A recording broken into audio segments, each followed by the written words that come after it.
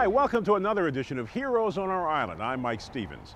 You know, in these tough times, we're all looking for positive stories to inspire us, and that's what this show is all about. We profile Long Islanders who are giving of themselves in some way to help others, and also overcoming great obstacles in life.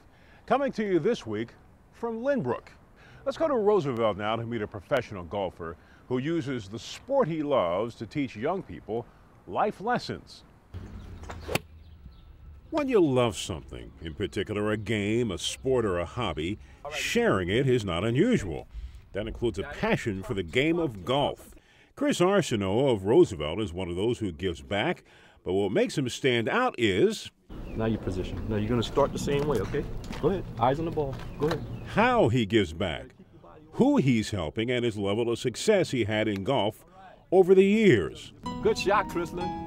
Chris fell in love with the game as a kid in his native Louisiana. By the time he came to Long Island in the mid-90s, he was and still is a successful PGA player and continues on the pro circuit today. Chris is also a site director for the LPGA, the Ladies Pro Golf Association. His love of the game, his love of giving kids the same opportunities he has had because of golf, and the love of his father led him to start the Darby Foundation. One of the reasons I picked up his name because he never really got a chance to see the great things that I've accomplished in golf, and I wanted to make sure that I, honor him by presenting the Darby Foundation. In memory of his dad, Frederick Darby, and to help others, Chris Arceneaux's Darby Foundation does several things.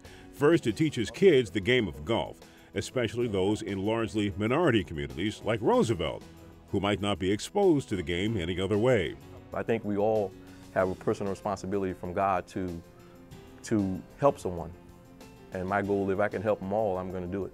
Chris, along with other volunteers in his organization, are especially interested in making sure kids grow up to learn the game and enjoy it for the game itself, but also because of the professional and business opportunities they could get as they get older as well. For example, many colleges offer golf scholarships. There are scholarships that are available to become pretty much anything you would like to become, but it all starts, I'm trying to be that educator, that change agent, I would say the liaison between the two, so I can bring this information to the community.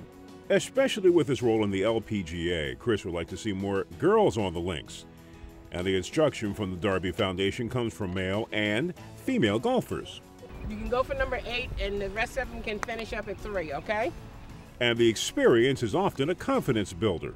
When I get my target, I feel good because I never knew that I can hit that far. And the volunteers not only teach kids how to stand and hit, but also character as it relates to the game. Honesty, because it's about strokes, and if you're behind a tree and you move your ball, no one will know but you and God.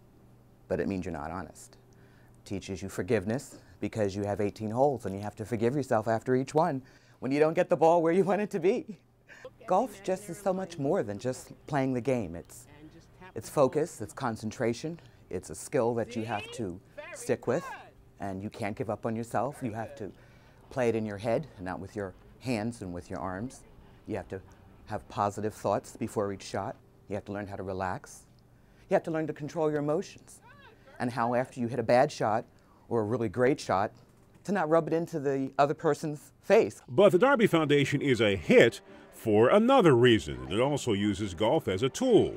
It does mini golf clinics, while at the same time sponsoring career days at various schools, often bringing in their own professionals from different careers like police officers, lawyers, airline pilots, doctors and medical professionals, even news anchors, and many more occupations, so the kids get to ask questions and see themselves doing these types of jobs by seeing these professionals who look like them. The different kids get a chance to talk to the professionals, see how they achieved, what made them successful. And it's a resume, that each person shares with the kids, their resume. That includes 22-year-old Jacqueline, who plans to be a family lawyer and judge, and Rashad, a graphics designer. When I went to the first career fair that I've been with Chris, I showed my computer, showed off a little animation that I had, and kids just lit up.